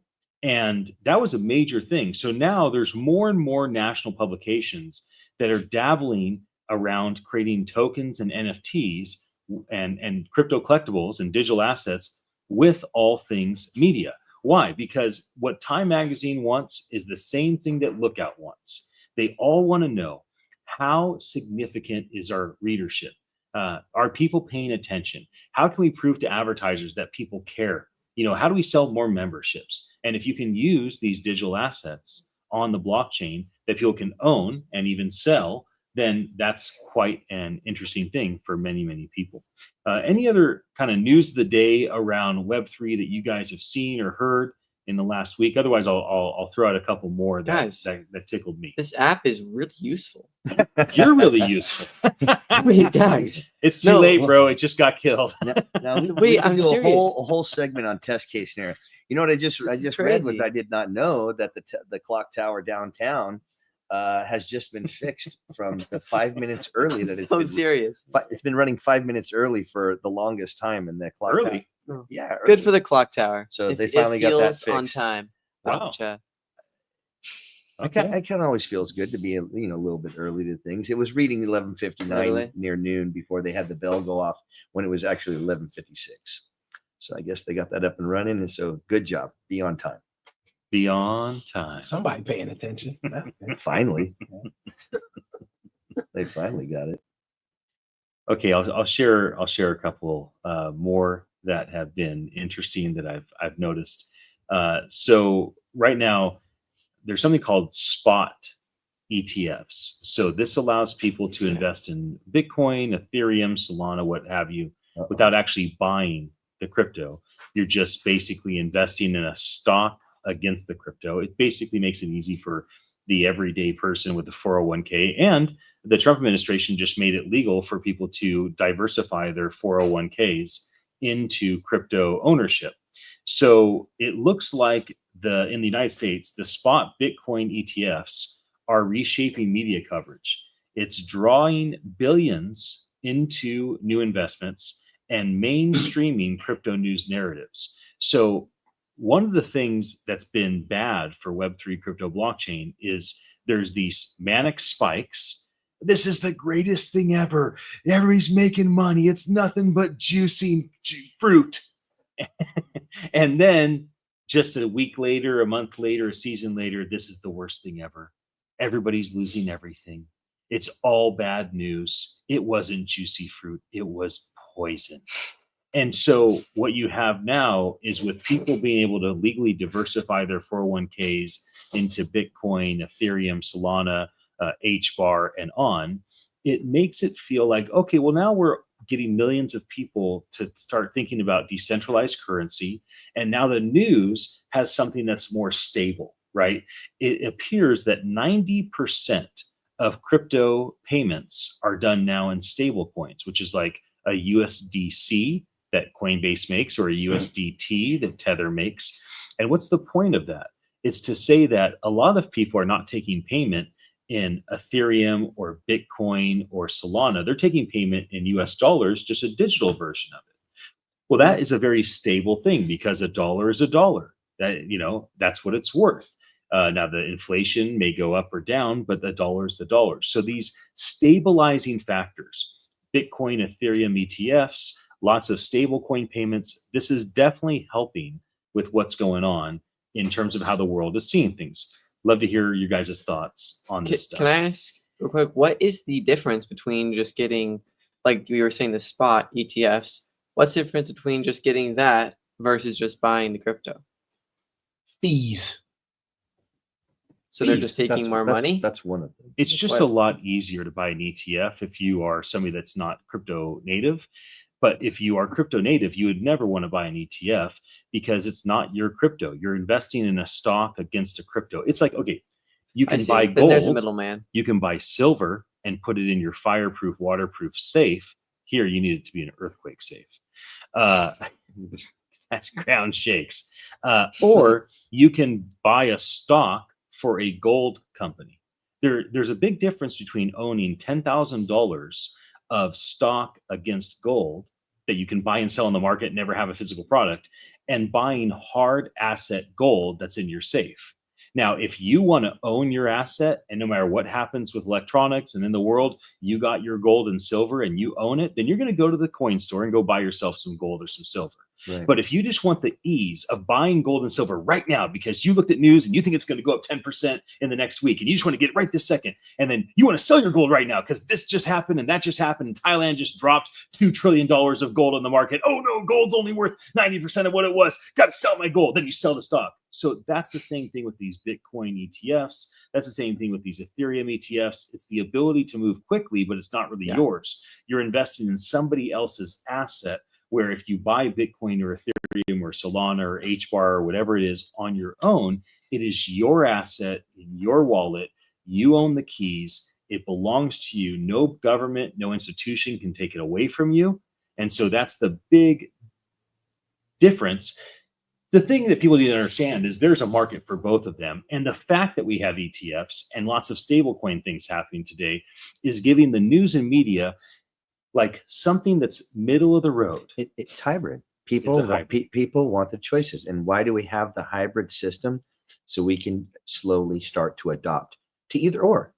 To either or. So the hybrid will stay there until a full mass adoption happens, or not. If people want to keep the hybrid system going, then that's what they'll do. If you like writing things down on paper still, if you're older school that way, you like touching paper and pens and screens and stuff like that, that's where you'll stay. But the option to have it be there is the great thing, because it winds up being easier still. People remember. Can anyone tell me their own cell phone number off memory? Yes. You can. That's good. Some people, it's like half but the I people. don't have a lot of them memorized. Do you know your sons, or do you know your closest? Do you know your mom and your dads? And point is, it's hard to once we don't use it, we lose it. So it's definitely. I mean, there was a time where I had over 100 phone numbers memorized, absolutely memorized, no question. That's impressive. My mind's pretty good with numbers.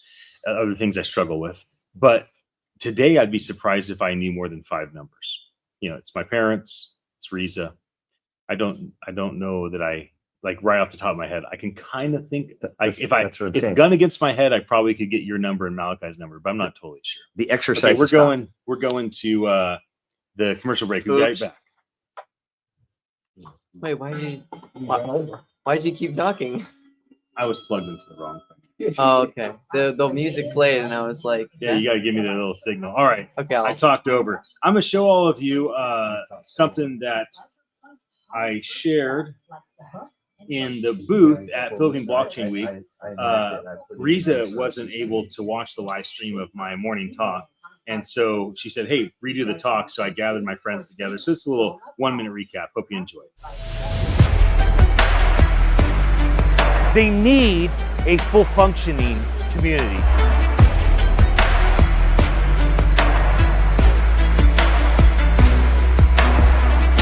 The community matters so much to a human. If that is the thing that people need most, is to be part of something. Wouldn't we want to accelerate the ability for people to find their community? People can actually figure out who they belong to and who belongs to them. Nobody stays on the street if they find their purpose in a people. Nobody. I love what the Lord is doing, what he's building, and just being around amazing Filipino community, like there's amazing people. Community is not supposed to be a bunch of eyeballs that see and do nothing, a bunch of mouths that speak and never listen. A community is supposed to be a holistic team of people.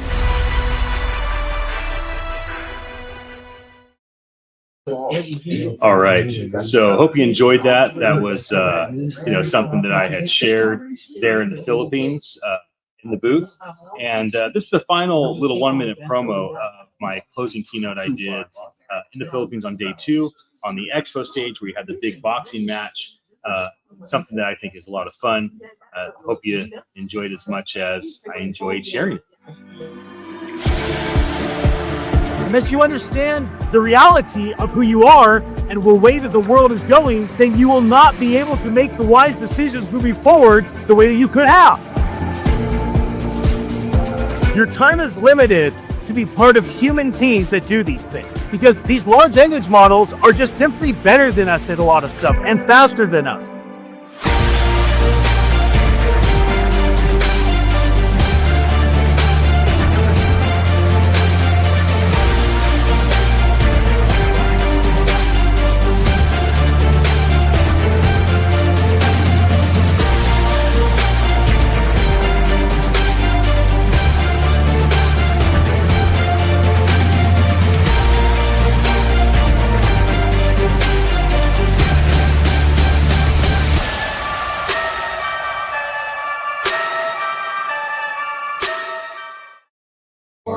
All right. Well, we're going live again in about 30 seconds. So I will share one more thing at the end of our show. We're expecting an answer. I will share a little 4-minute clip after we finish our next 20 minutes.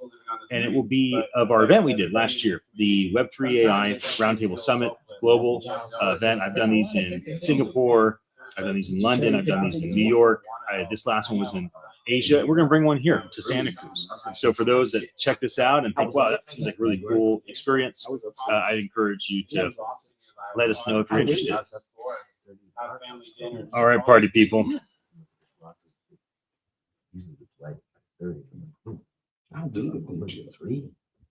Here we go. But I got one thing to say.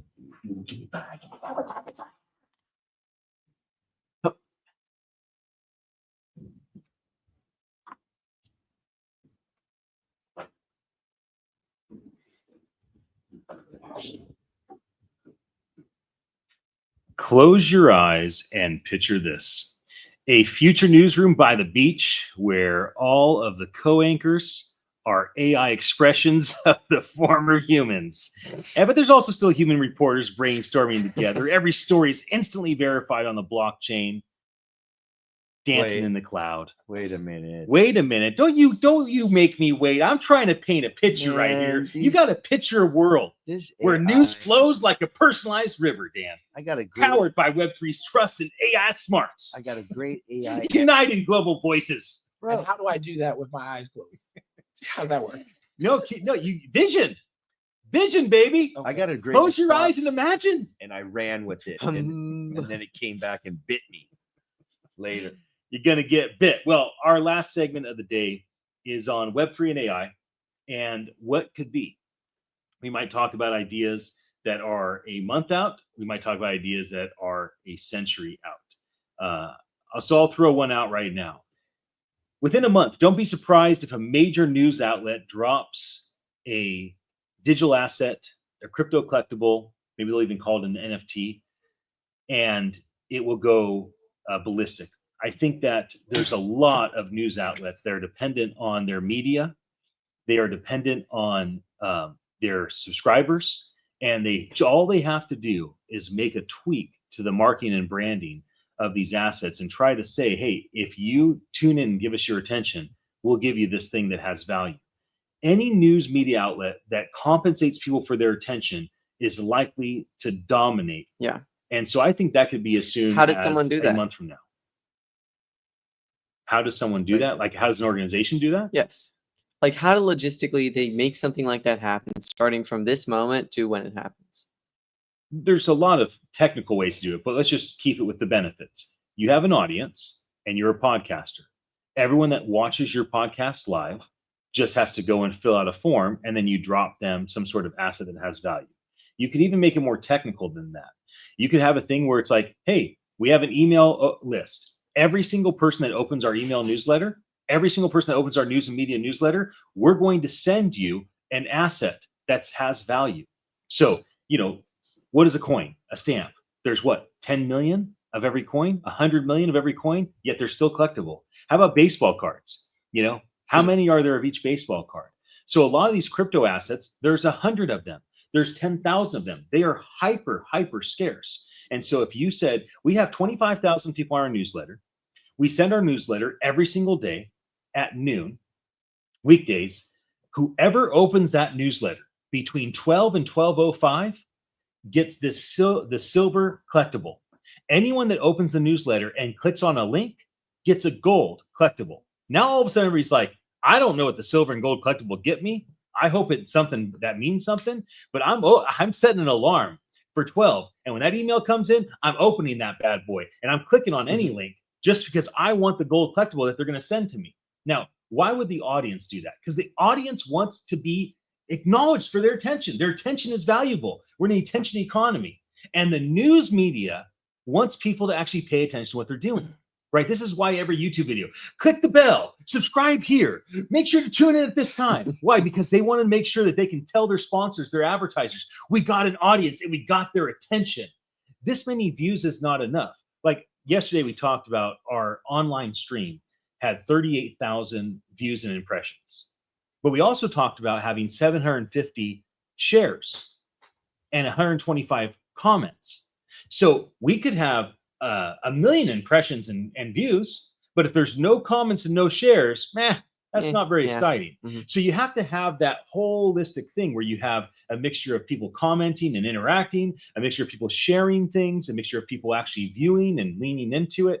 And so I believe that news and media in the very near future will figure out a way to keep their audience loyal to them. And having a little chat bot in the bottom is fine, but money talks. And it doesn't have to be cash money. You don't got to send them. But I'll tell you one thing, if Time Magazine said, we're going to take 20% of all of our revenue and we're going to give it to our people.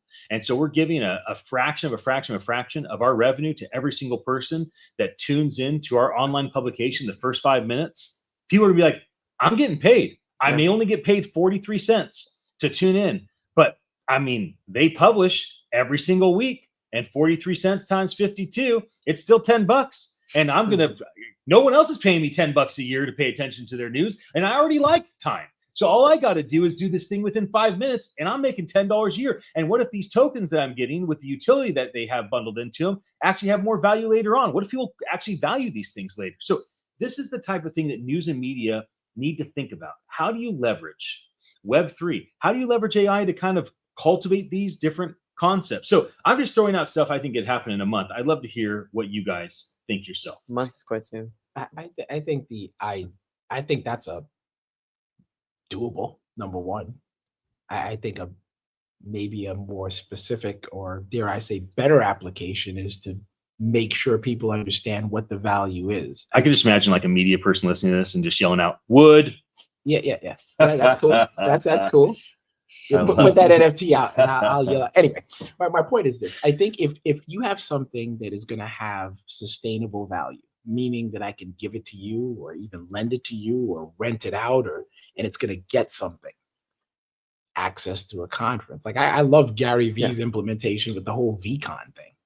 That makes sense. It's forever. You can't just go, oh, well, this is a gold one. What does it do? I don't know, but I want it. That's cool. But if it's a gold Lamborghini or something like that, you're like, okay, well, that is a tangible thing. I can sell it. I can go to a show. I can do something in town. And I think local has the best opportunity for doing that. I mean, imagine you have an NFT. The NFT of itself doesn't do anything, but it's honored by different businesses in a pub crawl or you go to different restaurants. On Mondays you get 15% off here. It's something that's tangible and usable, and it doesn't have to be this huge amount. It could even be philanthropy. To me, one of the things I read is that younger people are looking for more credit in what it is they do. So it doesn't even have to be, I'm going to give you money. It could be just, I'm going to donate in your name, and you're going to get this badge to say that, I did this and X amount of money was donated to rescue shelters, and your digital profile starts coming up and you're like, wow, you got like 50 of these badges. This guy or gal's out here putting in real work for their environment just by, sweat equity. And I think It's that one of goes those a long things way. that applies to resumes in a way. I mean, how much did people do for Yelp badges? Foursquare was crazy because on Foursquare, the Yelp competitor that almost made it, just like Snapchat almost won the day. Foursquare, people want to be the mayor. So the more check-ins you did, you became the mayor of KSCO, right? So Kristen, our producer, she comes here every day. She was logging into Foursquare the second she got here. She went to the most logins because now on Foursquare, she's the mayor of KSCO. And that was like a real thing. No money, no, nothing physical. Nobody even cares or knows. Only the person that became the mayor cares. And then the other 2 or 22 people are like, I want to be the mayor. So they keep going to the coffee shop every day and checking in because they want to take the mayorship. So this is the type of thing that we need to have media think about. How do they do things for the sake of their audience, building trust with them and acknowledging their attention? I will mention this. There's a huge thing with deep fakes and disinformation right now. The fact that, the two sides of the aisle of politics are pumping out deep fakes of Biden saying this, of Trump saying that, Harris saying this. I mean, how many videos did people see of Harris like being on the stage drinking a big liter of alcohol? Like, obviously, she wasn't doing that, but they made a deep fake showing that she's out there getting slammed. How many deep fakes were there of, Trump or Biden saying some crazy thing like, curse words, we're going to nuke them. And you're like, oh my, they just said that? No, it's a deep fake. So one of the things that we can predict when it comes to media is blockchain verification will become standard in the next year. Can you explain fully what that means? How that actually verifies that and how it makes it so that deepfakes aren't a worry? So there would have to be a combination of AI to be able to tell, and then a blockchain to be able to verify, is this the real human's face? Is this the real human's voice? At some point, we'll probably have to have verification against specific, more protection for specific politicians, specific people in powers and leadership. I've looked into fighting deep fakes for probably 6 or 7 years, and the combination of AI and blockchain to do so, but nothing is a definitive, this is the only way to do it. But I do believe major outlets and wire services might stamp every photo, every video, every quote with an on-chain signature. So that way people know the media outlet is taking personal responsibility for time stamping this photo, video, quote and saying this is legitimate. So every other outlet knows this was stamped by this trusted media outlet, so I can trust this. It's not just some random thing that got pulled off of Facebook. So a year from now, lying about fake news might get harder when there's proof of truth baked into the actual content. Another one that caught my attention that was just talked about in Forbes, and again, this is another thing of like what could happen in a year. They're predicting that enterprise AI, so business level AI tools will redefine media analytics, and the benefit of that is it will predict trends with pinpoint accuracy in real time. How often is a journalist saying, okay, what do I need to write about? Like, how do I get the world's attention? Like, what is it going to take for me to get people to read my headline and click on the article? Well, if you have this stuff done in real time, where pinpoint accuracy, exactly what people are into right this very second, and then that AI knows your voice and is pumping out articles for you in real time, going against what's happening in the news of the day, all of a sudden you become the journalist that always has something to say about every single thing going on because you have the right tools. Now, what if everybody has these tools? Well, then I guess those that use them best will be most effective. So what do you guys think about some of these predictions? You guys have any further predictions of what could happen with this tech in news and media over the course of the next decade, maybe? I mean, how far does this stuff go? I think there's first of all, I think there's bigger applications to it. Now, when you mentioned, certifying truth, I mean, I think there's opportunities for that in just big name corporations, logos and website, fakes being used in scams.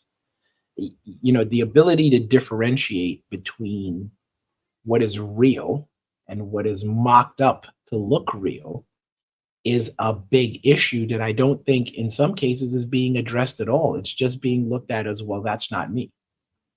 So to me, if the hurdle if you start with this is a certified thing, then everything else is fake. You have to have that, like you start with that. So I think you whitelist instead, something like that. Yeah. You just have something that it's saying it right away, because this way you don't look at something that's an Apple fake site or a McAfee fake site and get tricked.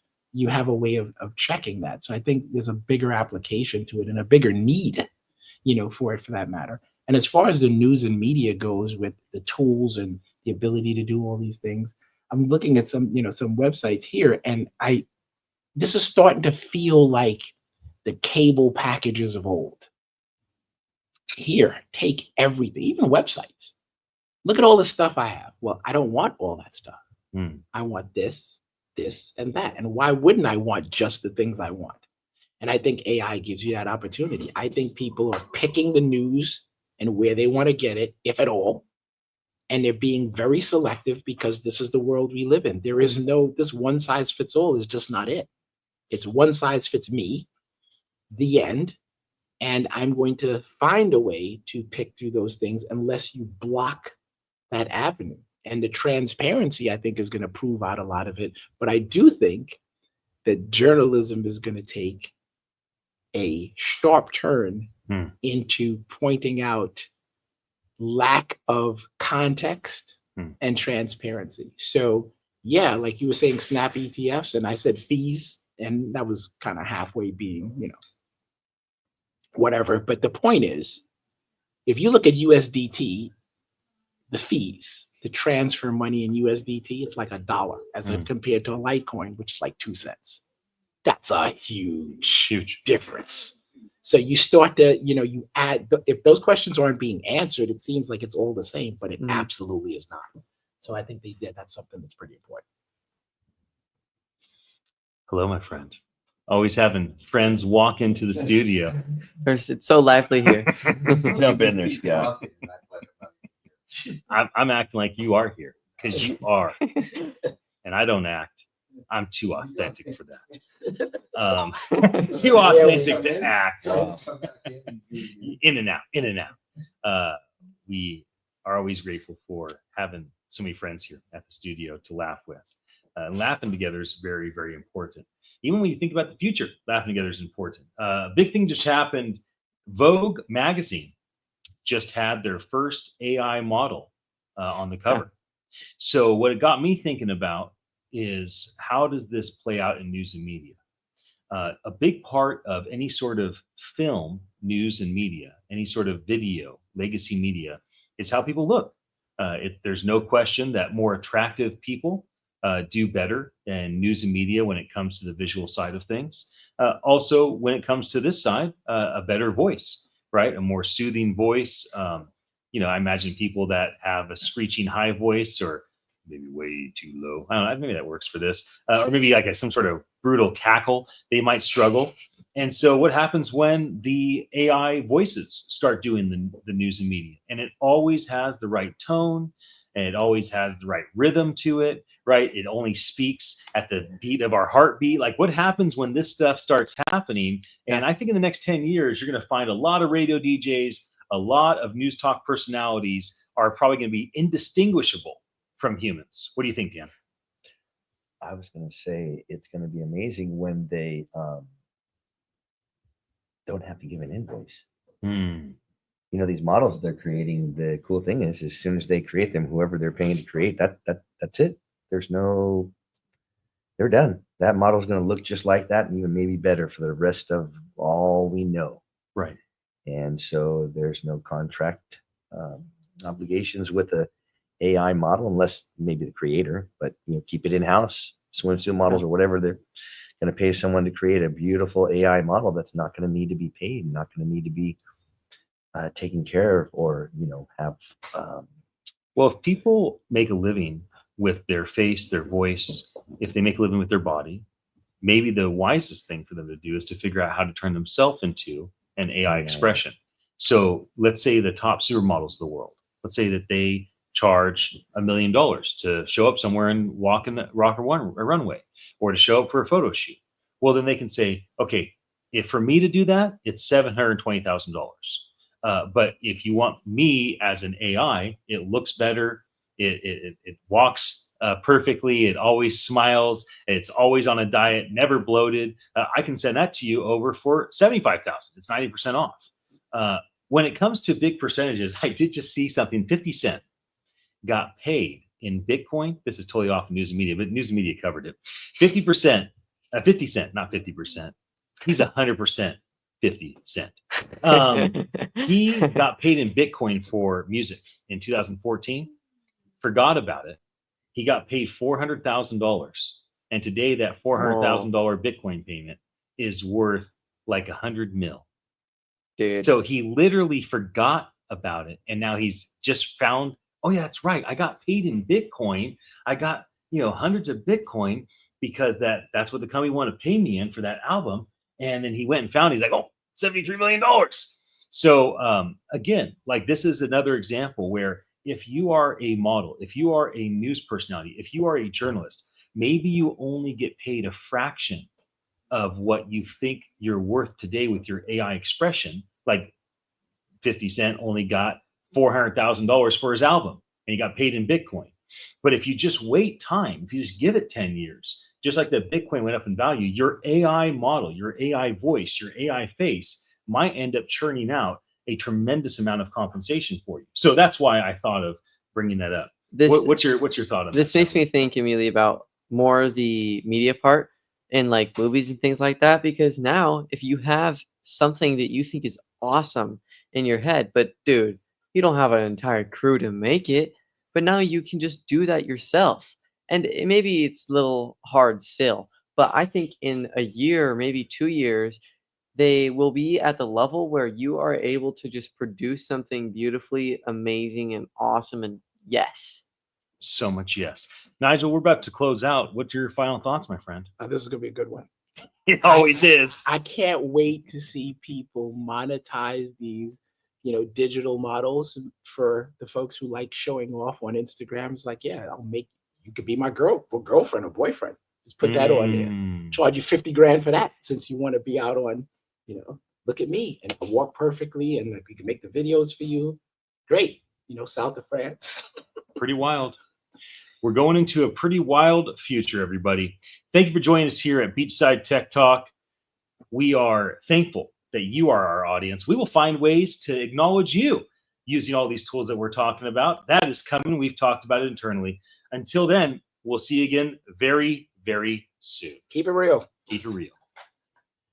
All right, everybody. Well, Internet, I'm going to share a quick little 1-minute video as we wrap up here that the team put together, just showing a compilation of different things that I had done speaking over the last several years. And then I'll finally wrap with one final video as we wrap our time together. My name is Ian Utile, and I've been an independent tech entrepreneur for over 20 years in the Silicon Valley. I strongly encourage you to look into how can AI and blockchain collaborate to bring the best of both worlds. If you are an innovator and if you intend to build great technology, you're part of an ecosystem and everything is kind of a rising tide raises all ships. It is noble leaders and savage communities that will build the future.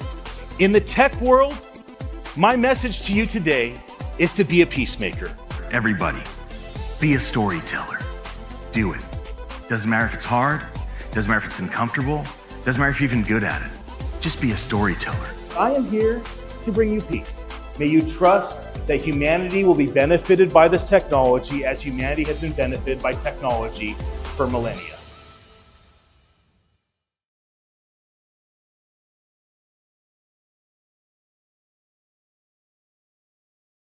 And here is the final video. See you again soon. The future of Web3 and AI is unfolding before us. Communities, education, business, government, media, and art are undergoing a metamorphosis that will redefine our world. Now is the time. Make the leap.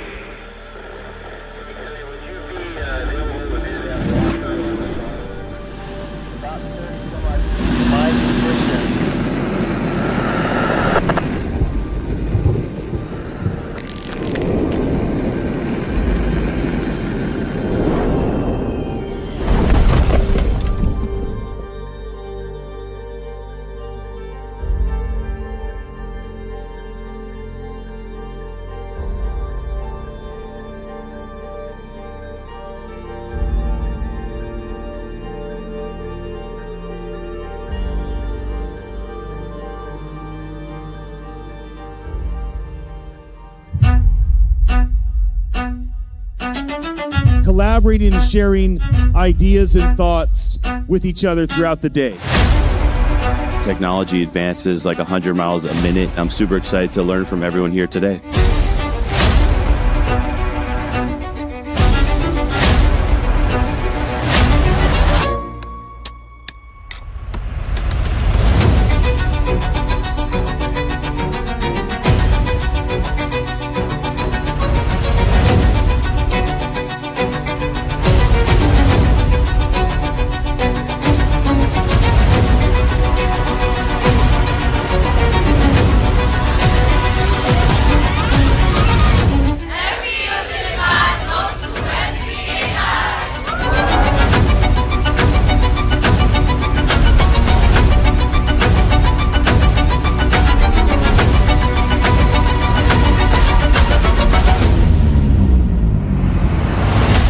We don't want to be the target, and we don't want to be the product. We want to be the owner of our digital information.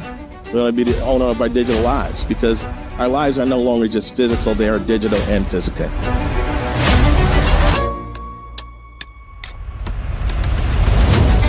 Change the narrative on how we've been teaching for all these years and look back on how we used to teach and, challenge our students with, hey, coming with the right knowledge to you.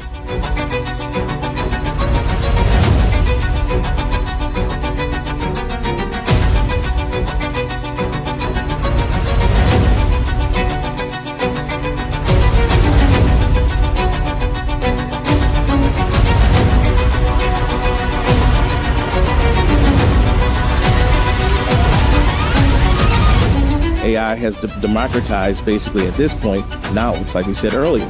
It's giving you the ability to know what I know, giving you the ability to even question what I know.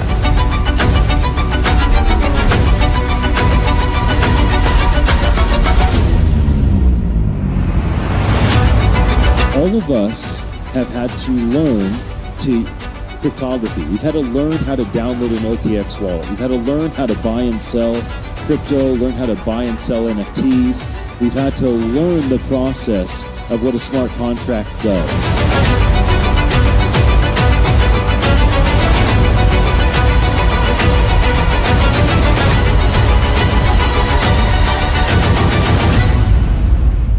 Wow, we did it. Web3 AI, wasn't that quick? It came and so fast, right? But didn't you feel like you belonged? If you're here with us, you should feel like your voice matters. Like you're amongst people that want to hear what you have to say. They want to hear your questions. They want to hear your thoughts and your insights. We got to hear from way over 100 people today, right? We didn't have a stage with speakers and panelists. Instead, we had a Congress-style conversation for all of us to learn from one another.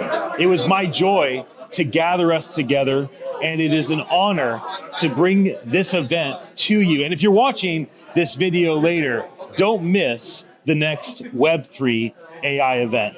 We hope to have you join us the next time we gather in this type of capacity.